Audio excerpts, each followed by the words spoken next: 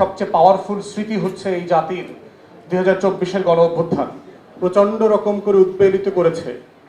সেই ঘটনার ধারাবাহিকতাই সবচেয়ে কালেকটিভ মেমোরি, আমাদের সম্মিলিত স্মৃতির জায়গায় সবচেয়ে পাওয়ারফুল স্মৃতি হচ্ছে এই জাতির 2024-এর গণ অভ্যুত্থান।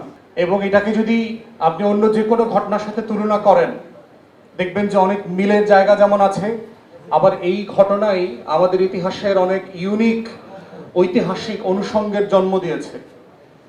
মিলের জায়গা হচ্ছে যে আমাদের 24-এও জালেম শাসক ফেরাউন ঠিক একইভাবে লক্ষ লক্ষ তরুণ যুবাদের সিপাহী সৈন্যদের ভয়ে গণভবন থেকে পালিয়ে পিছনের দরজা দিয়ে চলে গেছেন।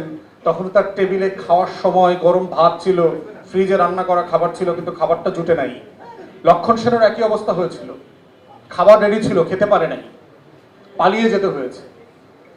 এবং পালিয়ে এমন একটা দেশে গেছেন যেটা আমরা সবসময় বলেছি তিনি ওই দেশের দালাল, এবং এইটাকে নিয়ে আবার তারা রাজনীতি করত যে তারা ওই দেশের দালাল না আবার বলার চেষ্টা করত।